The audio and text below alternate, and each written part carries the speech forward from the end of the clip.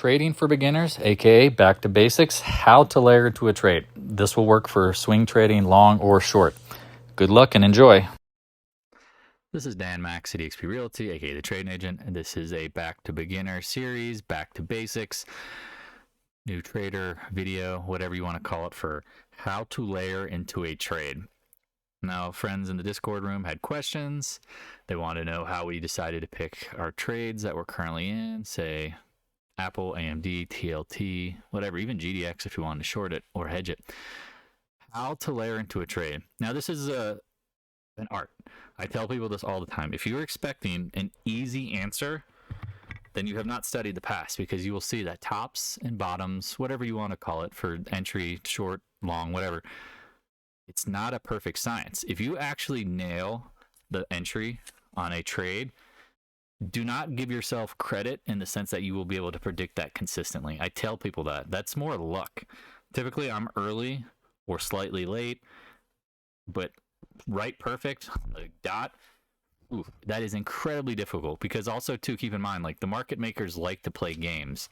So chopping, head shoulders patterns, W, M patterns, whatever they are, tops and bottoms for swing trades particularly take time. So on that note, again, great question here and now. I will try to answer that the best I can.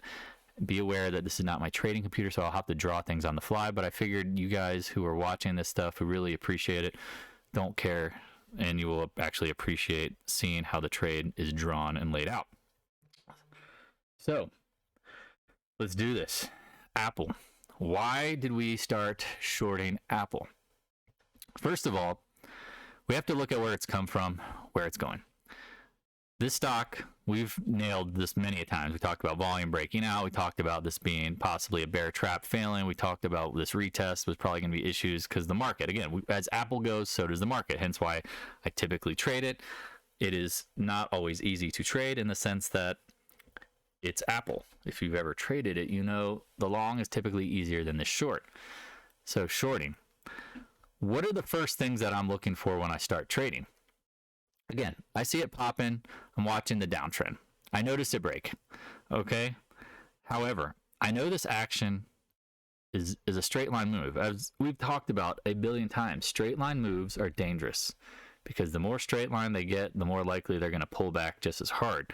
Keep in mind, like a move like that chops out to leads to this, and then boom, here's the straight line move, 150 to 180s, same kind of thing, 150 to 180, basically 179.50s. Dangerous. Now, again, whether you believe the market's going bear or bull market, it really doesn't matter. This kind of stuff applies to all trades. First thing I'm looking at is volume at price. I started looking in the low 170s. That's where I started looking for my short. Why? Because I know the volume at price is telling me that there is a ton of buyers, sellers, whoever, that entered trades in this area. If they get back to even, say if the shorts, they're probably going to cover. If they bought this stock, what are they probably going to do? They're going to take their money off the table. They're going to look to get back to square, potentially. It's going to act as a wall at some point. So you start off with the volume at price zones. You start looking now too. You go, okay, so in my mind, I thought this was the max height it could get to. It's like the vacuum between the next high and the volume at price, and it's old resistance. That's why this blue box is here. That's why I started shorting in these areas. However, I am not an idiot that believes that I can always be correct. So once you start layering in, you have to watch the action. Now, the intraday action was not easy. Trust me, it wasn't easy at all. I mean, you had the end of the quarter markup, you had position squaring, you had a ton of people chasing the stock. So that's always going to make it more difficult. And so, for example, again, we'll get into TLT, AMD, all this other stuff. This is not going to be an easy entry. So my confidence entering here in the low 170s on a scale of 1 to 10 is a 2. I'm not going large. I'm going, say, I want 1,000 shares. I'm doing 200 shares. However, as it started popping, I've watched this candle, took a little more, and then waited. Because what I noticed here is, look, we gap down. Again, notice how I say never chase. Never fucking chase. Because again, if this would have exploded down, great. You know what? I would have had a couple hundred shares, and that would have been fine. I would have made money. But look what happened. It bounced right back, closed at the highs. Boom. I'm not adding that day. Hell no. But what did we say after? Let's watch how it acts above the range highs. Now, remember, I talk about novice gaps. Be aware, novice gaps, Here's a novice gap. Actually precedes the trend change, and that's a professional gap. What did I say? Go watch the video from 328, talk about 329. I thought this was a novice gap. I did not think this would sustain. However, that doesn't mean I know exactly what price to get in at. So as it gaps up, I start watching it. I got in, not on this day, because again, this is a ugly close. I thought potentially we could get up into this next blue zone. However, I was watching the action on the 30th, knowing the end of the quarter is coming, watching the long wicks. You can see it. It looked like every time it popped, someone was pulling it down. At this point, in my mind, I know for a fact the stock is going to pull back. How far? I don't know the answer to that, but I do know it's starting to show signs of weakness. Now, again, if you're familiar with the rubber band man theory, you can see chop, chop, chop, chop, chop. This is choppy, toppy action, whatever you want to call it. So, got in at 179.50. That was luck. Now, again, the high was ultimately like 11 cents higher. I started adding. Then, I watched this level break, added more in the 177 area. As we talked about yesterday, it could not get over it. Well, today, downgrade, and it goes lower. Great. Now, again, am I fully invested? No.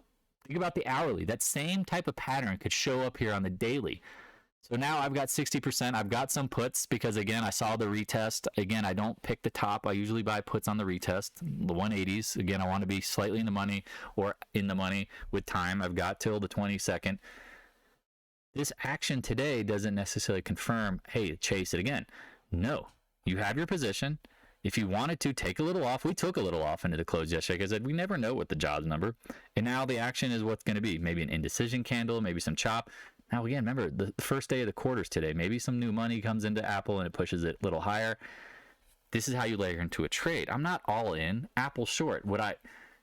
Again, hindsight's 2020. I'd love to add here, but I also know, like, what if it plays this game over here to the left where it chops? What if it plays this game where it chops? You have to have that in the back of your mind and not have an ego to think, well, I've got to pick the top, I've got to be right away, and I've got to do it right here. That kind of shit is the mindset that loses money. You have to be flexible. You have to be willing to admit you can be wrong. AMD. So this is where, like, again, there's different versions of this. AMD. People who follow me know, like, I don't trust the tech sector. I mean, the trade is over. The channel high, head and shoulders. Now, again, maybe something changes, but the short was what I was waiting for. All this bullshit. Okay, first trade we take was, what day was it? I think it was this day. No, sorry, it ended up being, I apologize. I sold naked calls. Again, I was not even worried about the price getting to 125. I sold, remember, 125 calls. Why did I sell 125 calls? Well, look where my blue zone is. It's the top of the VAP zone. Let me zoom out. It's the top of the VAP range. You can see it here. Like, this is the heaviest money trading. This is like the very top of it. If it can clear this, it was going to go higher. So in my mind, also too, I saw this downtrend. I thought to myself, if I sell out a couple weeks, AMD calls, worst case scenario, I lose like $1. Best case scenario, which is clearly now going to happen, selling the 125 calls, is these calls were going to get absolutely demolished. Okay. Selling calls. Remember, I tell people, sell calls, sell puts on the first drop, because the first drop has the highest IV. It usually has the acceleration in it, and it's less choppy. So the options are juicy. They're not meant to be bought. I warn people, do not buy options on the first move, because if you try to pick the top and it's not a V and it's a choppy, sloppy top, your options will get absolutely fucking murdered, even though you will be right in time, but you will probably lose 20 to maybe 50% on your options, even though you're right. That sucks. So the goal is to sell options the first time. You can't sell options, then you have to learn how to layer in. So, for example, if you saw 120 was your price, you started taking nibbles. You do, again, how confident are you? 20, like, is it possible it's 50-50? Are you confident that it might not go higher? That's on you. That becomes a personality thing. Now, usually that's driven by ego because people want to be right, but I've realized that the more ego I have, the more I fail in trading. So what do? We don't short it. We sell those calls. We wait. This day was a little ominous to me. Again, however, set my alarm for 120. I guess 124.50 was the exact alarm. It's somewhere around there. Whatever the top of this candle was. I apologize. This is not my trading computer. I don't have everything right in front of me. I'm doing this on the fly. Once the 125 level hits, I'm starting to short. Why? I know my stop is right here, probably around 127. And again, could it get to the 100-day? Here we go. You sold calls. Perfect. Hopefully those are melting, which they were. We anticipated, all right, it could get to 125. Because it gets to 125 doesn't mean I give up. I watch how this ranges, and I watched intraday. You could see the action. We got up there, long wicks, above volume, and boom, we started to fail. We got back under the levels from here. 122. You wanted to, now if you were a bull, you needed to stay over these highs. You can see this from this day. Well, guess what? We took out the lows, made lower lows. So I added more during the day. Again, I'm not fully in, but unfortunately, and fortunately at the same time, AMD got a monster downgrade. Boom, it's gone, blasted below. My options are clear. My stock is winning. At this point, I'm taking a little off today because we're getting back down towards the range low. Could it bounce? Absolutely. So if it bounces, I can add to my short. I can do whatever I want. I'm putting money in my pocket. However, be aware, it didn't retest, so I wasn't able to get as much. And see, this is this is always the potential here. You're starting to layer into a trade, it could always get murdered. You never know. But what if it's a head and shoulders top? What if it does certain things that are difficult to predict in the sense that from the day-to-day action? That's why I load day trading at times, because you're literally trying to pick tops and bottoms against the computers. Good luck with that. I wish you luck, but that's struggle. Let's end it with TLT. How in the hell is this guy the only one picking the stuff to do it? Well, keep in mind, if you've watched this far, what is the one thing I always talk about? Sentiment. You need to be aware of the sentiment that's going on in the world, because when everybody is bullish, the market is meant to take money from people, not give it out. It's a casino. When everybody's on one side, everybody's usually going to be wrong. So implant that on your forehead, get it tattooed so you can see it in the morning in a mirror. Like, do not forget that. Everybody in the world thinks rates are going higher. Well, hey, numbnuts. Rates have already gone higher. The TLT has already melted. Well, what do we know going into end of quarter? Mark up and mark down. Just as Apple got marked up, what happened? TLT got marked down because it was a loser. Look at what it's done since January 1st. Where is it? It literally gapped down and just turned into a butter beatdown, like ultimate beatdown. Keep in mind, it chopped along the way. However, how do we pick a bottom? Talked about watching this range, right? Talked about it. Started nibbling. Got in on this daily trap. Again, and if you remember, 315 was the Fed day. The Feds talked about the rates, and look what the action did. Nice volume popped up. However, the key was that Friday. This was the signal in my mind. Now look what happened. You saw the signal, but oh my God, it went lower. Again, end of quarter markdown. So what else are we looking at? We're looking at the monthly. I said in my mind, worst case scenario, 123, but I would not be surprised if we closed over the 100 month, which we did. Didn't have to eat a sock. So you start layering in and out. What did I say? If we get major gap downs after this point, like this is a beat down, I want to sell puts. Why do I want to sell puts? Because it's the first drop, or I'm playing stock only. I'm not buying calls. However, what did we talk about this morning? This is a trap. The first day of the new year or the new quarter, gap down.